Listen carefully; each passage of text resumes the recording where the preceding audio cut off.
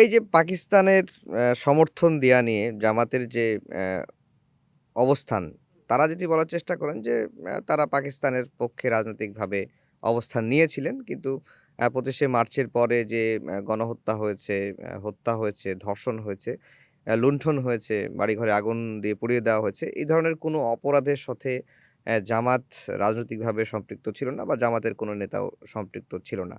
মানে আপনার গবেষণা কি বলে বা পত্র-পত্রিকা সেখানকার পাকিস্তানিদের বয়ানে কি আসলে উঠে এসেছে? আসলে ওই যে আমরা আলাপের শুরুতে যেটা বলতেছিলাম যে জুলাই আমাদেরকে খুব ভালো করে বোঝায় এই জিনিসগুলো। আপনি খেয়াল করবেন যে এই যখন আমাদের এই ফ্যাসিস্ট প্রধানমন্ত্রী শেখ হাসিনার বিচার হইল, সেখানে সবচেয়ে গুরুত্বপূর্ণ নথিটা ছিল কি যে এখন লিথাল ওয়েপন ব্যবহার করতে হবে, হুম, যেখানে দেখবো ফোন সেখানে কল। গুলি করতে হবে।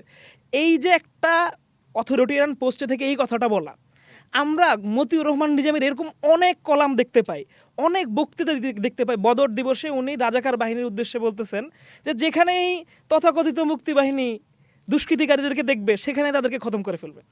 এখন উনি যদি এই পুরা বাহিনীটার কমান্ডার হন এবং উনি যদি এই খতম করে ফেলার অর্ডার দেন, তাহলে এই সুপিরিয়র রেসপন্সিবিলিটি যখন নিচের থেকে ক্যারি আউট হয়, তাহলে তো সরাসরি গুলি করতে হচ্ছে না।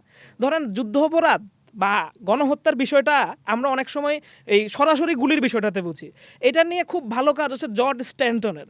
উনি কিন্তু দেখাইছেন যে উনি আলাপ করতেছেন এভাবে, ধরেন হিরোশিমায় যে বোমাটা ফেলা হইলো, 5 লক্ষ মানুষ মারা গেল, আপনি ধরেন এটার বিচার করতেছেন, মানে আপনি কি ওই পাইলটের বিচার করবেন যে সুইচ টিপে দিছে? না। আপনি তো কোন সমন্বয়করা টেবিলে বসে আলাপ করছে সেখানে খুঁজতে যাবেন বা কার মাথা থেকে আসলো। তো এইখানে নিজামী বা মুজাহিদ বা গোলাম আজমের মতো পজিশনের লোকেরা তাদের বিভিন্ন বক্তব্য বা বিভিন্ন সময় বিভিন্ন জায়গায় তারা যেই পজিশন থেকে যে কথাগুলো বলছেন, যেমন এরকম অনেক বক্তব্য আছে যেখানে উনি কোরআনের আয়াত ব্যবহার করে বলতেছেন যে এখন জিহাদ করতে হবে, এদেরকে খতম করতে হবে, পাকিস্তানের অখণ্ডতা রক্ষা করতে হলে কোরআনের সূরা হুজুরাতের এত কালে নাম্বার আয়াত ব্যবহার করে সবাইকে ঝাঁপায় পড়তে হবে। কালেমার পতাকা তো ঝান্ডা। এই যে এই কথাগুলো বলা, এবং এক সাধারণ মুসলমান যে এটা সম্পর্কে জানে না, সে তো মনে করবে এটা তার দিনের অংশ, তাহলে সে এটার সাথে যুক্ত হয়ে যাবে। আমরা এরকম অনেক এই যে ফতোয়ার কথা জানি না যে গনিমতের মাল আখ্যা দেওয়া হইতেছে, আমরা পূর্বদেশ পত্রিকার ডিসেম্বর জানুয়ারিতে এরকম অনেক দেখতে পাই যে হিন্দু নারীদেরকে গনিমতের মাল বলে এই পাকিস্তানিদের মধ্যে বন্টন করে দেওয়ার কথা বলা হচ্ছে। তো এই যে ব্যবহার, ধর্মকে ব্যবহার, তো এইটা সাধারণ বিচারে এইগুলা কি যুদ্ধ অপরাধ যদি না হয় তাহলে যুদ্ধ অপরাধ আসলে কি?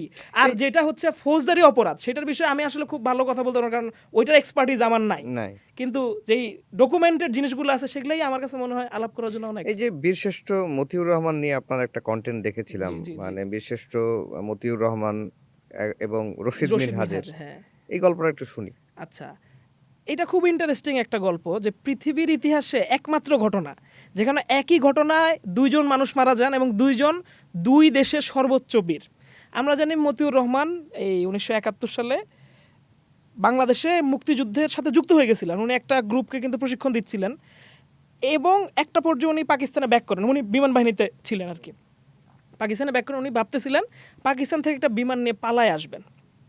তো উনি যেদিন অপারেশনটা করবেন, ওনার সাথে একটা শিক্ষানবিশ পাইলট ছিল রশিদ মিনহাজ, যে পাশে ছিল। তো উনি ওই বিমানটা নিয়ে বের হচ্ছিলেন এবং ক্লোরোফর্ম দিয়ে ছেলেটাকে অজ্ঞান করে ফেলার চেষ্টা করেন। তো কোনোভাবে পুরোপুরি সফল হন নাই।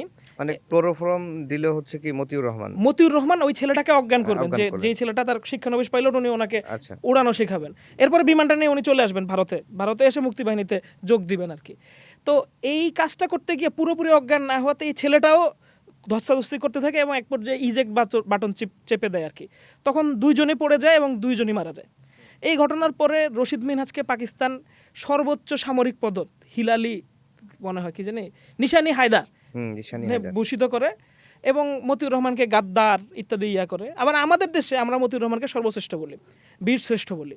এখন একটা আন্তর্জাতিক জায়গা থেকে যদি আমরা দেখি যে এই দুইটা ঘটনা কি আসলেই দুই দেশের জন্য সমান সমান কিনা, সেইটাকে আমি মূলত আলাপ করার চেষ্টা করতেছিলাম। যে ধরেন ওই ছেলেটা অবশ্যই সে হয়তো তার রাষ্ট্রের জায়গা থেকে সেই জিনিসটা করছে, কিন্তু একটা সামরিক বাহিনী, ওর সামরিক বাহিনী তো তারই দেশের মানুষদের উপর একটা গণহত্যা চালাচ্ছিল। তো এইটার সচেতনতা যদি না থাকে, তাহলে আমরা জুলাইতেও তো বলতে পারবো যে একটা পুলিশ যখন ছাত্রদেরকে গুলি করতেছে, ও তো ওর বস ওরে অর্ডার দিছে, ও মারতেছে, কিন্তু ও দেশের পরিস্থিতি জানবে না। এখানে তো একটা বিবেকবান মানুষের কাজ হচ্ছে সেই পজিশনটা নেওয়া এবং যেই ছাত্রটা তার বিরুদ্ধে দাঁড়াইছে সেই ছাত্রটাকেও বুঝতে পারা যে ও আসলে কোন কজে দাঁড়াচ্ছে। মতিউর রহমান কিন্তু শেষ পর্যন্ত রশিদ মিনাজকে হত্যা করতে চায় না, ক্লোরোফর্ম দিয়ে অজ্ঞানী করে ফেলতে চাইছিল, কিন্তু শেষ পর্যন্ত মতিউর রহমানকে মারা যেতে হইলো। ফলে এখানে একটা খুব চমৎকার মোরাল ডিলেমার মধ্যে আমরা পড়ি। আমি কখনোই বলতেছি না যে রশিদ মিনহাজ খুব খারাপ, কিন্তু রশিদ মিনহাজের কষ্টটা খুবই একটা রাষ্ট্রীয় লুতুপুতু রাষ্ট্রীয় জায়গায় আর কি, যে হ্যাঁ আমি আমার অফিসে থাকবো, সুন্দর করে টেবিলটা গুছিয়ে রাখবো, কাজকর্ম করে ফাইলটা বন্ধ করে চলে যাব, কিন্তু এর বাইরেও যে একটা দেশ আছে, একটা রাষ্ট্র আছে, একটা স্বপ্ন আছে। মতিউর হচ্ছে সেই স্বপ্নের, সেই রাষ্ট্রের, যে রাষ্ট্রটা এখনো ইমার্জি করে না, তার রিস্কটা কত বড়।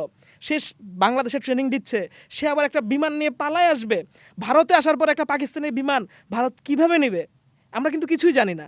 উনি প্রত্যেকটা পদই ছিল ওনার মৃত্যু মৃত্যু মৃত্যু, এই সব কিছু জেনেও উনি শুধু যদি একটা বিমান নিয়ে যেতে পারি, তাহলে তো বিরাট একটা ঘটনা ঘটে যাবে।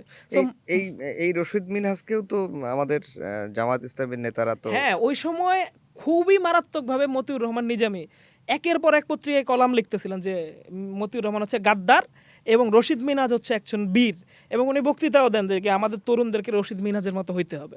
মজার বিষয় হচ্ছে এই সাম্প্রতিক সময়ে কিন্তু আবার জামাত বীর শিশুদের জন্য দোয়া মাহফিল করে, আবার এই নামাজ পড়ে বা অনেক কিছুই করে, প্রোগ্রাম করে।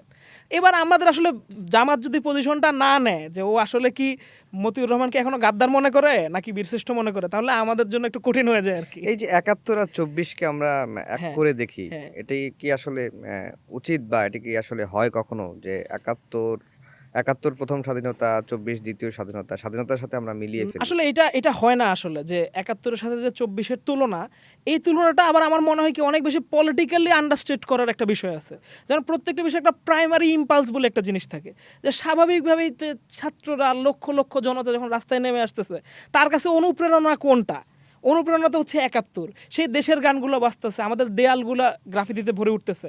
ফলে এইটাকে আমি আসলে এলমা হিসেবে দেখবো না, চূড়ান্ত হিসেবে দেখবো না, আমি বরং এটাকে তো দেখবো ৭১-এর ইম্প্রোভাইজেশন, ৭১-এর আকাঙ্ক্ষার প্রতিফলনই হচ্ছে ২৪। কিন্তু যেই গ্রুপগুলো এটাকে মুখোমুখি দাঁড়া করাতে চায়, একদম বলতে চায় যে কি, অনেকে তো চেষ্টা করেন এটাকে বড়ও বলতে চান, এইটা হইতেছে একটা মানে একটা রাষ্ট্র তৈরি হওয়া, একটা দেশের গঠন, আর একটা দেশের একটা অভ্যুত্থান হওয়া। এবং অবশ্যই আমি স্বীকার করি সবচেয়ে বড় অভ্যুত্থান মুক্তিযুদ্ধের পরে, কোনো আপত্তি নেই এটা মানতে, কিন্তু তারপরেও ওই দুইটা আসলে আলাদা, এবং ৭১ অনেক বড় অ্যাট্রোসিটির জায়গা থেকে, গণহত্যার জায়গা থেকে, সম্মুখ যুদ্ধের জায়গা থেকে অনেক বড় ঘটনা। বরং ৭১-ই আমাদেরকে একটা পথ দেখায় ২৪-এর পথটা।